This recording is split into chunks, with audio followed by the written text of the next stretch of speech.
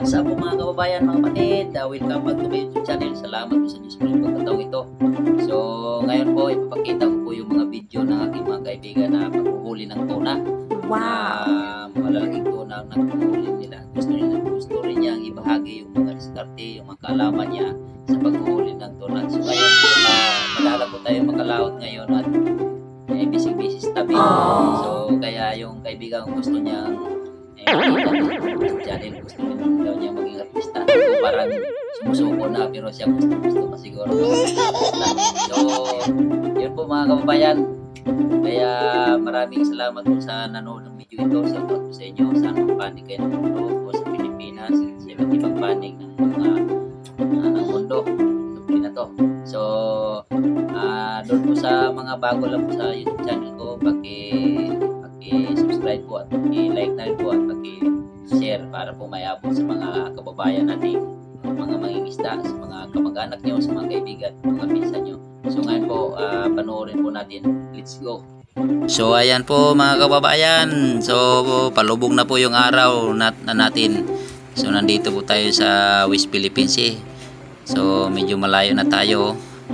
Hindi na po natin makita yung lupa ng Mindoro. So maliwalas po yung kabilang side ng ating panahon. So yung kabila naman medyo madilim. So yung sabi nila, yung palatandaan nila ay medyo kapag ganyan daw may mga masamang panahon na darating. So ngayon magkalma naman. So ito po, magandang gabi na po mga kababayan. So nandito na po tayo, naikat na po natin yung mga video na medyo mahaba. So ito, dinawihan na po sila ng tuna. So yung binabatag na po ni Kapitan Almar.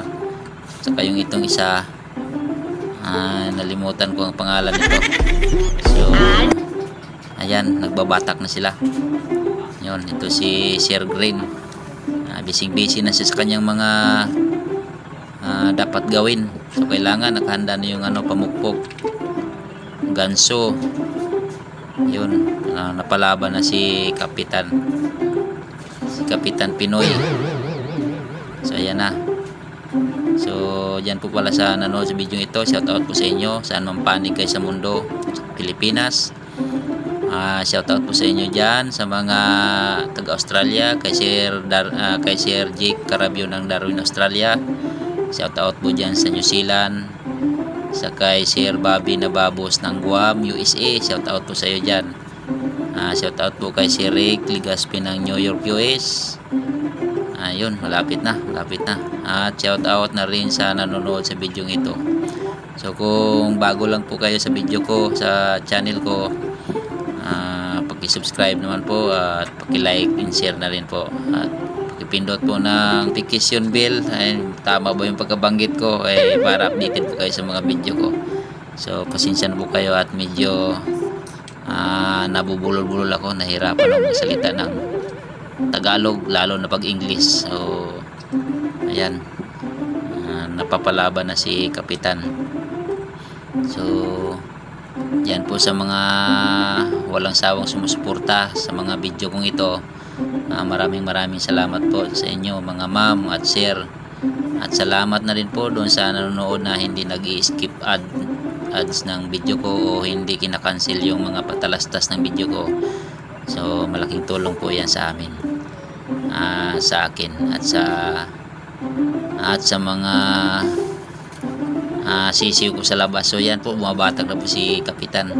So malalaman natin yan kung anong isda yan, kasi yan po sa mga banda dito sa West Philippine Sea, maraming mga klaseng isda, mga bluefin, blue marlin, mga isda, yung tuna, tatlong klase yung tuna, yung mga lapad na tuna, yellowfin na tuna, yung blue na tuna, at iba pa.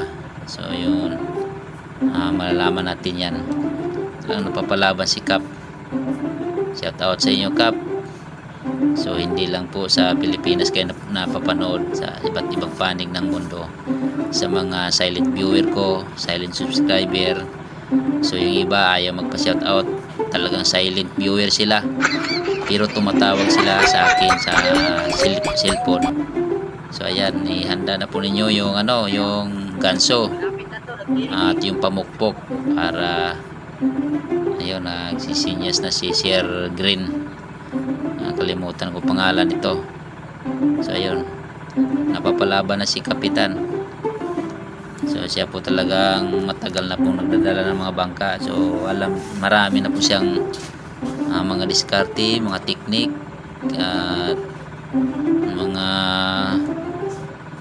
paano magpatay ng tuna, paano batak, paano tansyahin. Ayun si Bradib, naiinitan po talaga si Brad. Yan po yung kaibigan ko.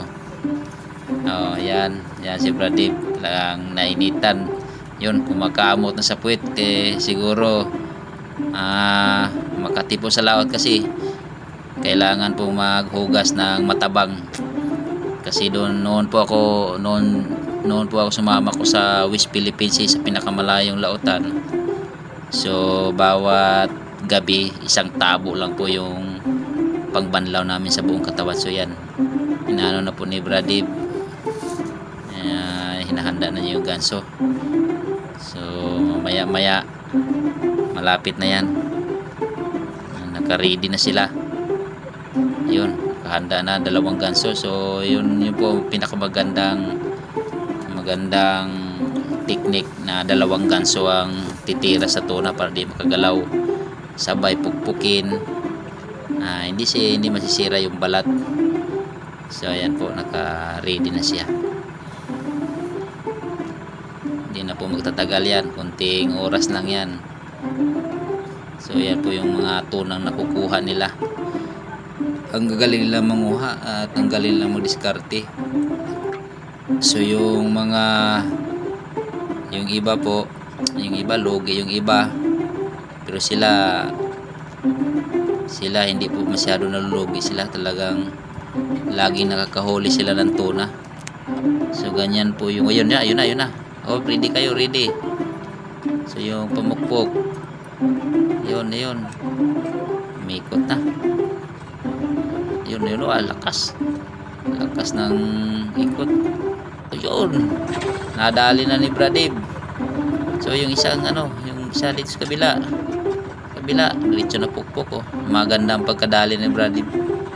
Yan, nadali na. Saktong-sakto talaga sa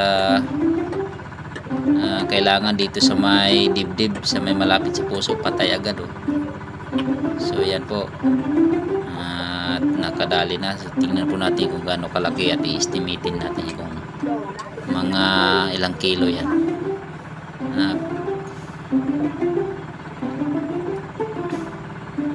Yun ganyan po. Pag napatay na siya, kailangan talian siya sa hasang papuntang bunganga para mahawakan. So yan, yun na, kunting ikot sa kabila. So yan, malalaman natin kung gaano kalaki yan. Ayun nasa mga 60 o 50 gano'n po kalaki. Wow. So yan. So maraming salamat po sa lahat ng nanonood sa video ito. So sana po hindi po kayo magsawa na sumusuporta sa aking mga video, dahil kung wala kayo, wala rin ako sa mga ganito. At maraming salamat at nakatanggap na tayo ng silver button.